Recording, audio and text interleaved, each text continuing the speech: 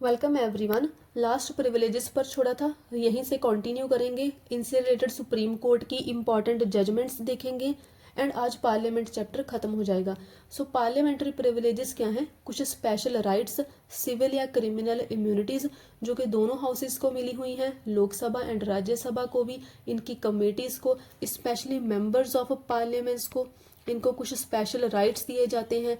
इनको इम्यूनिटीज़ मिलती हैं कि अगर सेशन चल रहा है उस ड्यूरिंग ये लोग कुछ भी हाउस में बोल रहे हैं, अपना काम कर रहे हैं, तो इनके काम में इंटरफियर नहीं करा जा सकता है।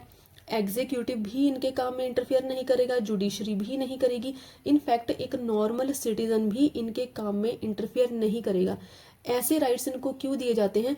क्योंकि ये लोगों की एक तो इलेक्टेड रिप्रेजेंटेटिव्स हैं, लोगों ने ही इनको चुना है, तो लोगों के लिए ही ये लोग लॉ मेकिंग भी कर रहे हैं, लॉज बना रहे हैं। नेशनल और इंटरनेशनल इश्यूज के ऊपर हाउस में इम्पॉर्टेंट डिस्कशंस होते हैं, डिलिब्रेशंस होती हैं। और अगर इन मेंबर्स ऑफ पार्लियामेंट्स को ऐसा डर रहेगा कि जो भी इन्होंने कोई कॉन्क्रीट स्टेप्स लिए हैं, कोई टफ डिसीजंस लिए हैं, ऐसे डिसीजंस लेने के बाद इन्हीं को ही थ्रेटन करा जा रहा है, इन्हीं के अगेंस्ट ही प्रोसीडिंग्स चल रही हैं जो कोर्ट्स वगैरह में, तो ये लोग फ्रीली अपना काम नहीं कर पाएंगे। तो इनके वर्क की इंडिपेंडेंस बनाए रखने के लिए हाउस में ये लोग फ्रीली बोल सके, इसी की वजह से ही इनको ये प्रिविलेजेस या फिर इम्यूनिटीज दी जाती हैं। नौ हमारे कॉन्स्टिट्यूशन में थ्रू डिफरेंट आर्टिकल्स ये तो बता दिया गया है कि कौन सी पार्लियामेंट्री प्रिविलेजेस हो सकती हैं। इनफैक्ट स्टेट के एमएलएस को भी कुछ प्रिविलेजेस मिली होती हैं, और ये भी कॉन्स्टिट्यूशन में बताया गया है कि कौन सी प्रिविलेजेस हो सकती हैं एमएलएस के लिए भी एंड एमपीज के लिए भी। बट इस पार्लियामेंट्री प्रिविलेज की एग्जैक्ट डेफिनेशन क्या है, हमारे कॉन्स्टिट्यूशन में इस चीज़ को डिफाइन नहीं करा गया है। ये तो बता दिया गया है कि कौन सी प्रिविलेजेस हो सकती हैं, बट ये नहीं बताया गया है कि इसकी एग्जैक्ट डेफिनेशन क्या है, इसको डिफाइन नहीं करा गया है। इसीलिए ही सुप्रीम कोर्ट ने एक सिंपल सी इसकी डेफिनेशन दी। सुप्रीम कोर्ट ने बोला कि privilege is associated with the position. तो सुप्रीम कोर्ट ने पोजीशन से ही इस प्रिविलेज को रिलेट करा है कि किसी पर्सन को उसकी पोजीशन की वजह से जो इम्यूनिटी दी गई है, जो स्पेशल राइट दिया गया है, वो ही उसकी प्रिविलेज है। फॉर एग्जांपल जो एमपीज होते हैं वो एमपीज हैं, इसीलिए ही उनको ये प्रिविलेज दी गई है, उनकी पोजीशन की वजह से ये प्रिविलेज दी गई है। एक ऑर्डिनरी सिटीजन को तो ऐसी प्रिविलेज नहीं मिलती है ना, वो अपने सिविल काम के लिए भी लायबल रहता है एक नॉर्मल सिटीजन, और ऐसे ही अगर उसने कुछ क्राइम करा है तो उसके लिए भी वो लायबल रहता है और प्रोसीडिंग्स चल सकती हैं। बट एक मेंबर ऑफ पार्लियामेंट या फिर एमएलए स्टेट में अगर इन लोगों का सेशन चल रहा है, ये लोग कुछ भी हाउस में बोल रहे हैं, तो इनके अगेंस्ट ऐसे ट्रायल नहीं चल सकते हैं। कोर्ट्स में ये लोग लायबल नहीं है कुछ भी बोलने के लिए। नो, ये प्रिविलेजेस सिर्फ मेंबर्स ऑफ पार्लियामेंट को ही नहीं मिली हैं, ये अटॉर्नी जनरल ऑफ इंडिया को भी दी गई हैं, ऐसे ही मिनिस्टर्स को भी दी गई हैं। इनको क्यों दी गई हैं? क्योंकि ये लोग भी हाउस की प्रोसीडिंग्स में पार्टिसिपेट कर सकते हैं, ये लोग भी हाउस में बोल सकते हैं, बट इन लोगों के पास वोटिंग राइट नहीं होता है। एक मिनिस्टर चाहे किसी भी हाउस का मेंबर हो, वो किसी दूसरे हाउस में जाकर बोल तो सकता है, बट वो वोटिंग नहीं कर सकता है। क्योंकि अब ये लोग बोल सकते हैं, इनमें पार्टिसिपेट कर सकते हैं, तो इनको भी तो कुछ राइट्स चाहिए होंगे ना अपने बोलने के लिए। कुछ भी ये बोलते हैं उसके लिए इनको भी राइट्स चाहिए, तो इनको भी इसीलिए पार्लियामेंट्री प्रिविलेजेस दी गई हैं। नौ हमारे प्रेसिडेंट ऑफ इंडिया जो पार्लियामेंट का एक इंटीग्रल पार्ट है, इनको ये प्रिविलेजेस नहीं मिली हुई हैं। ये इंटीग्रल पार्ट कैसे हैं? क्योंकि पार्लियामेंट में जो भी बिल थ्रू लेजिस्लेटिव प्रोसेस होकर निकल रहा है, कि कोई भी बिल पास हुआ है, वो तब तक एक्ट नहीं बनता है जब तक इस बिल को पार्लियामेंट का एसेंट नहीं मिलता है। तो ये भी पार्लियामेंट का इंटीग्रल पार्ट है, बट इनको प्रिविलेजेस नहीं दी गई हैं क्योंकि इनकी अपनी पोजीशन की वजह से ही इनके पास बहुत सारी इम्यूनिटीज हैं, बहुत सारी इनके पास प्रिविलेजेस हैं पार्लियामेंट के पास। नो, इन प्रिविलेजेस को दो पार्ट्स में डिवाइड करा गया है, दो कैटेगरीज हैं। इंडिविजुअल जो कि जस्ट एक मेंबर ऑफ पार्लियामेंट के लिए होगी, ऐसे ही कलेक्टिव प्रिविलेजेस हैं जो कि पूरे एक हाउस के लिए हैं, या तो पूरे लोकसभा के लिए या फिर पूरे राज्यसभा के लिए, ये कलेक्टिव प्रिविलेज है। और ऐसे ही एक सिंगल एमपी के लिए, एक सिंगल मेंबर के लिए जो होगी वो होगी इंडिविजुअल प्रिविलेज। तो इनको देखते हैं। अब कलेक्टिव प्रिविलेज देख रहे हैं। सबसे पहले है देखिए पब्लिश करने से रिलेटेड। हाउस में जो भी प्रोसीडिंग्स चल रही हैं, जो भी डिबेट्स डिलिब्रेशंस हो रही हैं, हाउस की कमेटीज, पार्लियामेंट्री कमेटीज की जो भी रिपोर्ट्स हैं, उनको हाउस परमिशन दे सकता है कि इन सारी रिपोर्ट्स को पब्लिश करा जा सकता है, इनका टेलीकास्ट करा जा सकता है। हम देखते हैं ना कि लोकसभा का टेलीकास्ट होता है, ऐसे ही राज्यसभा का टेलीकास्ट होता है। तो हाउस की सारी प्रोसीडिंग्स को पब्लिश भी करा जा सकता है, इनकी रिपोर्ट्स को पब्लिश करा जा सकता है, टेलीकास्ट करा जा सकता है। ऐसे ही हाउस को ये भी प्रिविलेज मिली हुई है कि इन सारी प्रोसीडिंग्स और रिपोर्ट्स को पब्लिश करने से मना भी कर सकता है। तो हाउस अलाउ भी कर सकता है एंड हाउस प्रोहिबिट भी कर सकता है। बट एक 44th अमेंडमेंट आती है 1978, इसने क्या कहा, इसने प्रेस को फ्रीडम दी कि प्रेस ट्रू रिपोर्ट्स को पब्लिश कर सकती है। True reports, only true reports को ही पब्लिश कर सकती है, और अगर ये रिपोर्ट्स ट्रू नहीं है तो प्रेस के अगेंस्ट एक्शन भी लिया जा सकता है हाउस में। जिस भी हाउस की प्रोसीडिंग्स को फॉल्स प्रोसीडिंग्स को पब्लिश करा जा रहा है, अदरवाइज अगर ट्रू रिपोर्ट्स पब्लिश करी जा रही हैं without the permission of the house, उस केस में इनके अगेंस्ट कोई भी एक्शन नहीं लिया जाएगा। ऐसे ही देखिए, एक है हाउस की सिटिंग, सीक्रेट सिटिंग। ये जब हमने स्पीकर का टॉपिक पढ़ा था तब हमने देखा था कि अगर प्राइम मिनिस्टर को लगता है कि कोई ऐसा इशू है जो कि लोगों को ओपनली नहीं बताया जा सकता है अभी, या फिर पब्लिक डोमेन में ये इशू अभी पब्लिश नहीं करा जा सकता है, तो उस केस में प्राइम मिनिस्टर स्पीकर को बोल सकते हैं कि स्पीकर एक सीक्रेट सिटिंग करवाए दोनों हाउसेस की या फिर एक सिंगल हाउस के मेंबर्स की। तो इस सीक्रेट सिटिंग में भी, इस सीक्रेट जो सिटिंग में जो भी प्रोसीडिंग्स होंगी, इस केस में ना तो कोई लॉबी में अलाउ करा जाएगा इस सीक्रेट सिटिंग का, ना ही कोई टेलीकास्ट होगा, ना ही मीडिया को अलाउ करा जाएगा। इनफैक्ट स्ट्रेंजर को चैम्बर में अलाउ भी नहीं करा जाएगा जब ये सीक्रेट सिटिंग चल रही होगी। तो ये एक तो कलेक्टिव प्रिविलेज है हाउस की। उसके बाद नेक्स्ट है, ये सीक्रेट सिटिंग का हो गया। नेक्स्ट है रूल्स से रिलेटेड। देखिए, ये हमें पता है कि दोनों ही हाउसेस के अपने अपने रूल्स होते हैं, रूल्स ऑफ प्रोसीजर होते हैं, कैसे बिजनेस को कंडक्ट करवाना है। ये हाउस के प्रिजाइडिंग ऑफिसर की पावर रहती है, इसी की ही प्रिविलेज रहती है। फाइनल डिसीजन हाउस में प्रिजाइडिंग ऑफिसर का होता है। तो presiding officer rules of house के अकॉर्डिंग ही काम करता है। जो भी प्रोसीजर है बिजनेस को कंडक्ट करवाने के लिए, हाउस के एजेंडा को ट्रांजैक्ट करवाने के लिए, जो बिजनेस, जो प्रोसीजर है, जो रूल्स हैं, उन्हीं रूल्स को फॉलो करा जाएगा। एंड प्रेजाइडिंग ऑफिसर अपने हाउस के रूल्स को रेगुलेट भी कर सकता है, चेंज कर सकता है, हाउस की प्रोसीडिंग्स को रेगुलेट कर सकता है, कैसे बिजनेस कंडक्ट करा जाएगा इस चीज को भी रेगुलेट कर सकता है एक प्रिजाइडिंग ऑफिसर। इसके साथ ही देखिए, हमने देखा था कि ट्रू रिपोर्ट्स को पब्लिश करा जा सकता है, और अगर इस फॉल्स रिपोर्ट्स का पब्लिकेशन हुआ है तो उस केस में मेंबर्स को, इनफैक्ट आउटसाइडर्स को भी पनिश करा जा सकता है। इसके साथ ही एक हाउस मेंबर्स को भी, इसके साथ ही आउटसाइडर्स को भी, आउटसाइडर्स की एग्जांपल हम ये मीडिया ले सकते हैं। तो हाउस मेंबर्स को भी पनिश कर सकता है, आउटसाइडर्स को भी पनिश कर सकता है, इनको रेप्रीमांड कर सकता है। और अगर इनको रेप्रीमांड करा गया है तो इट मीन्स इनको फॉर्मली, इनको ऑफिशियली वार्निंग दी गई है, इनको ऑफिशियल वार्निंग मिली है अगर इनको रेप्रीमांड करा गया है। ऐसे ही अगर एडमोनिशन हुई है, इनको अगर जस्ट एक फ्रेंडली वार्निंग दी गई है तो उसको एडमोनिशन बोला जाएगा। बट अगर इनको रेप्रीमांड कर दिया गया है तो इसका मतलब है मेंबर्स को या फिर आउटसाइडर्स को ऑफिशियल वार्निंग दी गई है। ऐसे ही हाउस के कंटेम्प्ट के लिए इनको सजा भी दे सकता है हाउस। मेंबर्स के केस में स्पेशली उनको हाउस से निकाला भी जा सकता है। फॉर एग्जांपल लक्ष्मीकांत में एग्जांपल दी गई है मिस इंदिरा गांधी की। इंदिरा गांधी के केस में जब वो प्राइम मिनिस्टर थी तो हाउस से उनको निकाल दिया गया था, एंड इनफैक्ट 2 वीक का उनको जेल भी हुआ था। तो देखिए, हाउस में से एक मेंबर को निकाला भी जा सकता है, इसको सजा भी दी जा सकती है। अगर किसी मेंबर ऑफ पार्लियामेंट का कोई अरेस्ट हुआ है, उसको डिटेन करा गया है, कन्फाइन करा गया है, प्रिवेंटिव डिटेंशन हुआ है किसी का, किसी को सजा दी गई है, या फिर किसी मेंबर का रिलीज हुआ है, उसको जेल से निकाला गया है, तो इन सारी चीज़ों का भी इंटीमेशन हाउस को दिया जाएगा, इमीडिएट इन्फॉर्मेशन दी जाएगी इन सारी चीज़ों से रिलेटेड। ऐसे ही हाउस इंक्वायरीज भी बिठा सकता है।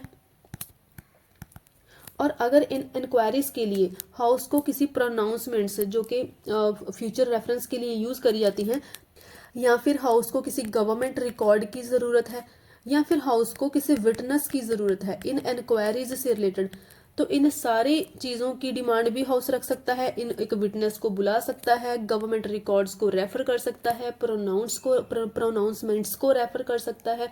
तो ये भी हाउस की एक कलेक्टिव प्रिविलेज ही है। ऐसे ही है एक आर्टिकल 122।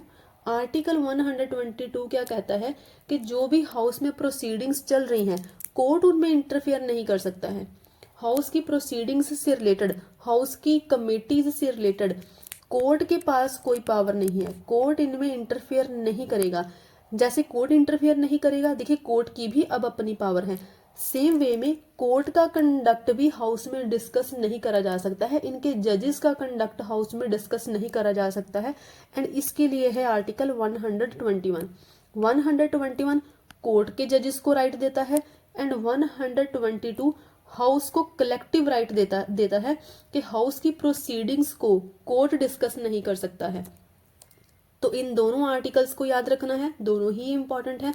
इसके साथ ही प्रिजाइडिंग ऑफिसर की परमिशन के बिना किसी मेंबर के अगेंस्ट हाउस में किसी भी मेंबर के अगेंस्ट ना तो क्रिमिनल प्रोसीडिंग्स चल सकती हैं और ना ही ऐसे ही उनके अगेंस्ट सिविल प्रोसीडिंग्स भी चल सकती हैं। पहले प्रिजाइडिंग ऑफिसर को इन्फॉर्मेशन दी जाएगी। तो ये तो थी हाउस की कलेक्टिव प्रिविलेजेस। नाउ देखते हैं कि हाउस को कौन सी इसके मेंबर्स को कौन सी इंडिविजुअल प्रिविलेजेस मिली हुई हैं। ये स्पेसिफिकली एक मेंबर के लिए ही हो सकती हैं। सबसे पहले तो आर्टिकल 105, इस आर्टिकल ने एक मेंबर को प्रिविलेज दी है, एक मेंबर को राइट दिया है कि वो कुछ भी हाउस में बोल सकता है, और इस बोलने के लिए वो कोर्ट में लायबल नहीं है। कोर्ट इसके अगेंस्ट एक्शन नहीं ले सकता है कि अगर हाउस में किसी मेंबर ने कुछ भी बोला है जब हाउस में डिस्कशंस चल रही थी, या फिर अपनी वोटिंग के लिए किस फेवर में एक मेंबर ऑफ पार्लियामेंट ने वोट करा है, उस चीज को भी कोर्ट क्वेश्चन नहीं कर सकता है। तो ये मेंबर को प्रिविलेज मिली हुई है अंडर आर्टिकल 105। इसके साथ ही देखिए, जब एक सेशन चल रहा है उस सेशन के टाइम पर भी मेंबर को अरेस्ट नहीं करा जा सकता है। ऐसे ही सेशन के 40 डेज पहले, अभी सेशन स्टार्ट होना था उससे 40 डेज पहले, ऐसे ही जब सेशन खत्म हो गया है उसके 40 डेज बाद सिविल प्रोसीडिंग्स नहीं चल सकती हैं। देखिए, ये सिर्फ सिविल केसेस में ही है, क्रिमिनल केसेस में उनको ये प्रोटेक्शन नहीं मिली हुई है। क्रिमिनल केसेस क्या हो सकते हैं?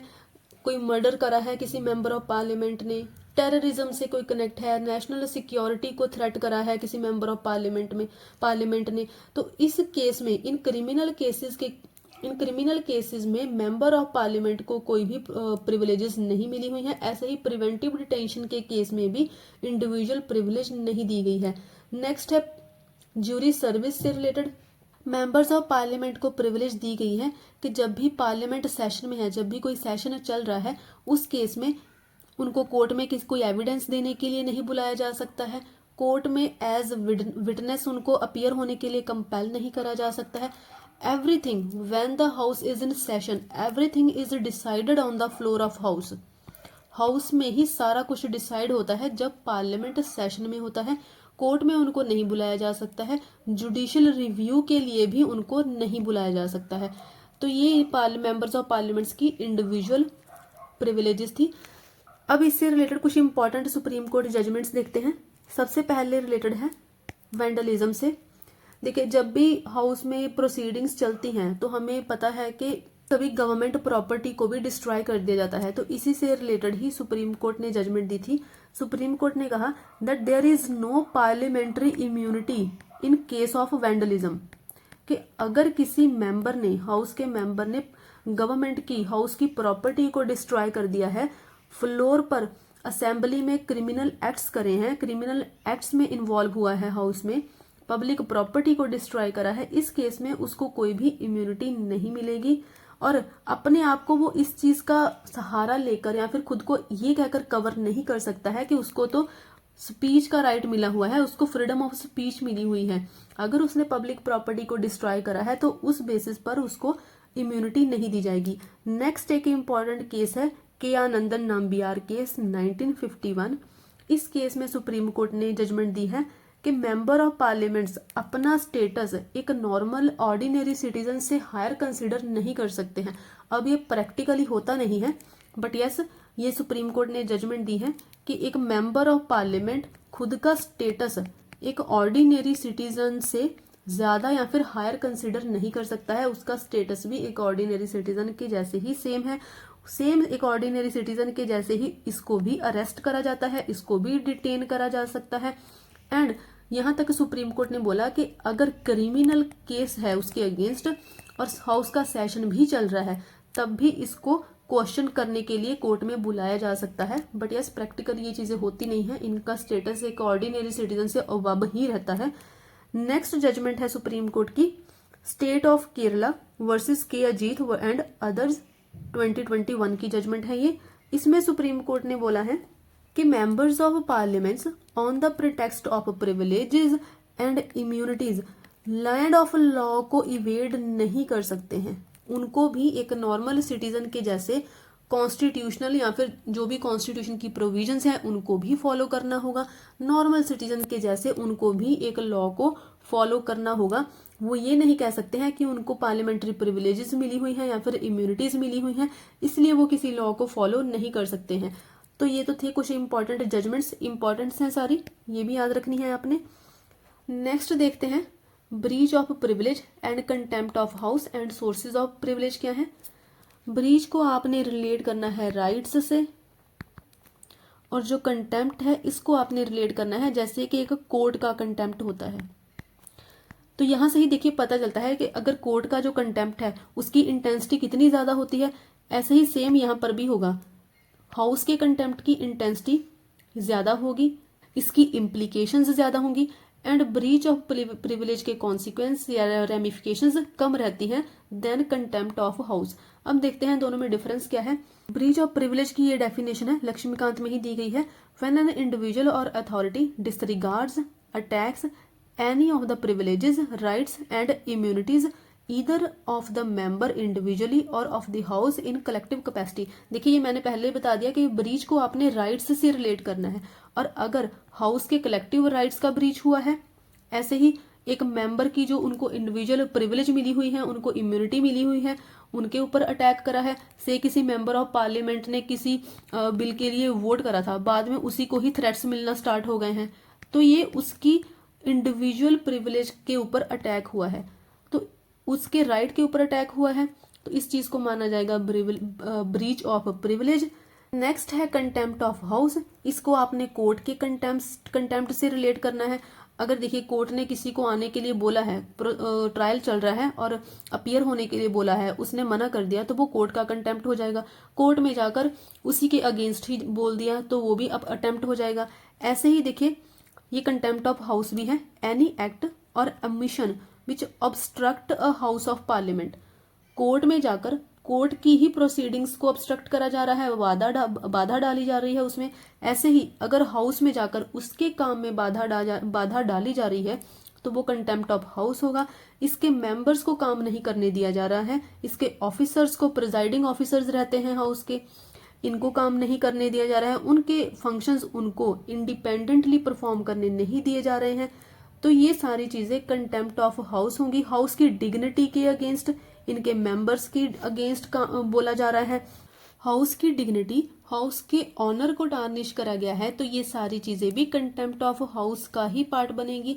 नाउ देखिए, इस ब्रीच को डिसाइड करने का काम होता है हाउस का ही, और इसके लिए होती है कमेटी ऑफ प्रिविलेजेस। इस कमेटी में मेंबर्स ऑफ पार्लियामेंट्स ही रहते हैं, और इसको एक सिलेक्ट कमेटी आप बोल सकते हैं कि ये एक सिलेक्ट कमेटी होगी मेंबर्स ऑफ पार्लियामेंट्स की। यही कमेटी ऑफ प्रिविलेजेस इस ब्रीच को भी डिसाइड करेगी एंड कंटेम्प्ट ऑफ हाउस को भी डिसाइड करेगी।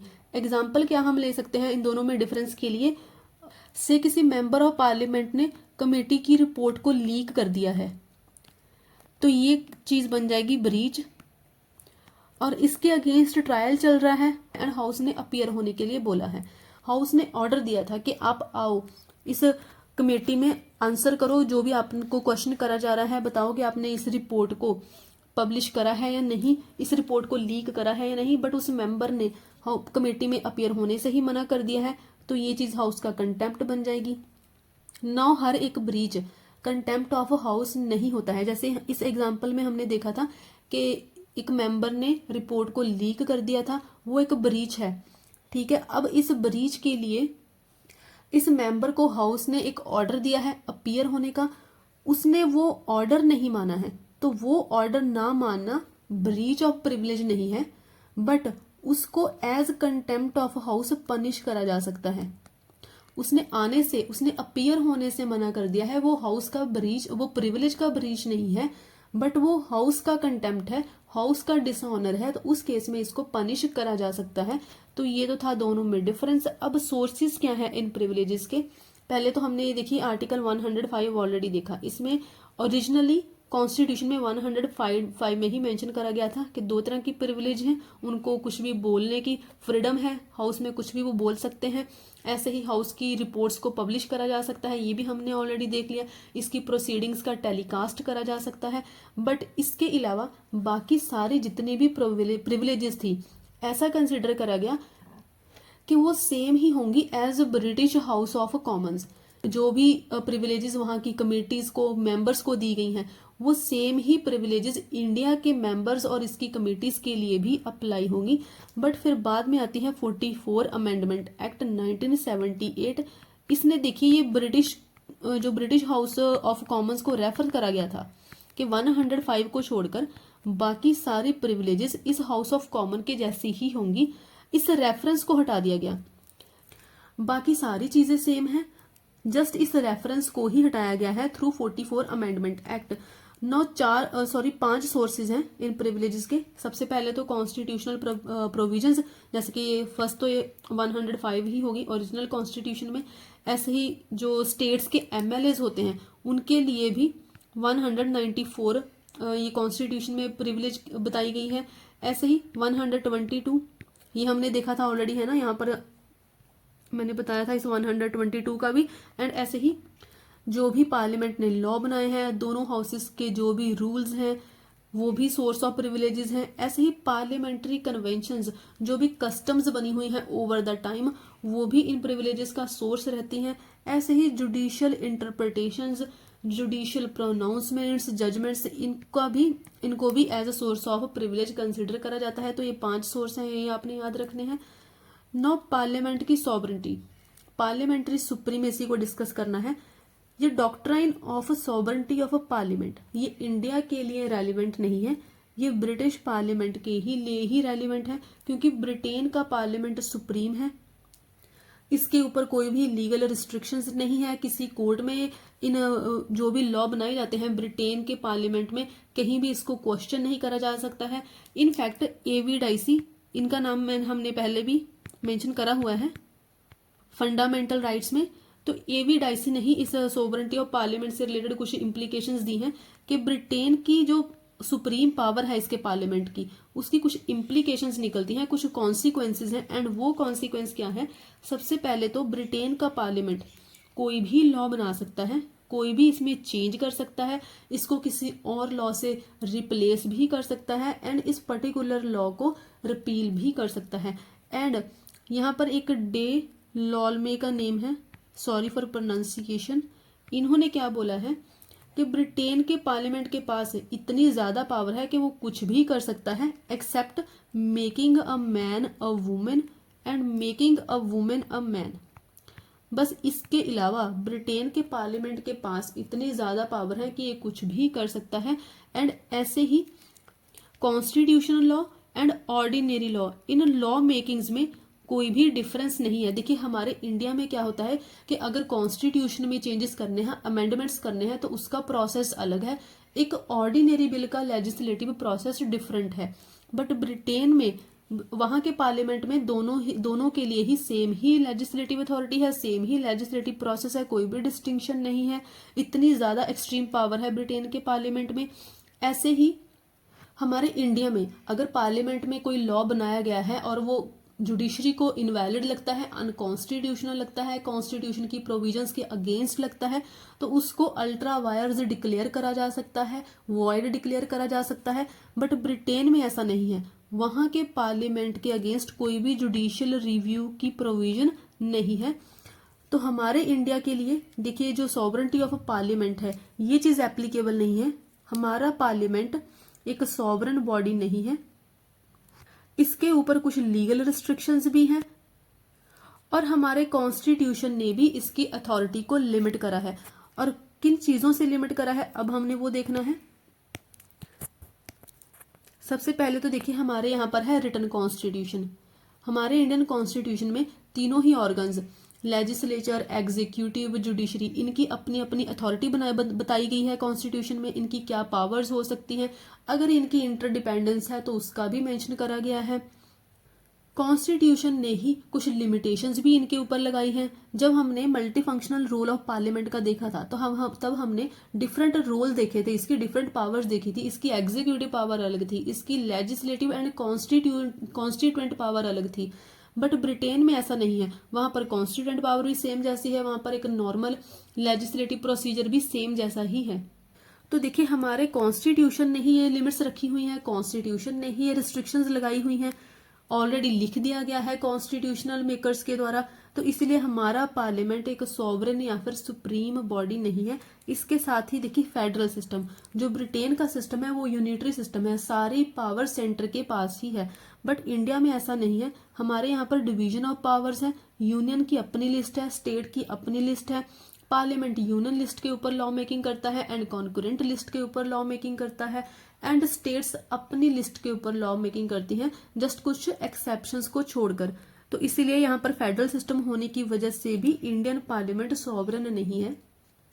इसके साथ ही देखिए जुडिशियल रिव्यू, ब्रिटेन के पार्लियामेंट में जितने भी लॉ बनाए गए हैं उनको कोर्ट में क्वेश्चन नहीं करा जा सकता है। बट हमारे यहाँ पर क्या है, इंडिपेंडेंट जुडिशरी, अगर ऐसे कोई लॉ बने हैं तो हाई कोर्ट भी उनको वॉइड डिक्लेयर कर सकते हैं, ऐसे ही सुप्रीम कोर्ट भी उनको अल्ट्रा वायर या फिर वॉइड डिक्लेयर कर सकती है। इनफैक्ट अब हमारे यहाँ पर अमेरिका के जैसे ड्यू प्रोसेस ऑफ लॉ भी है।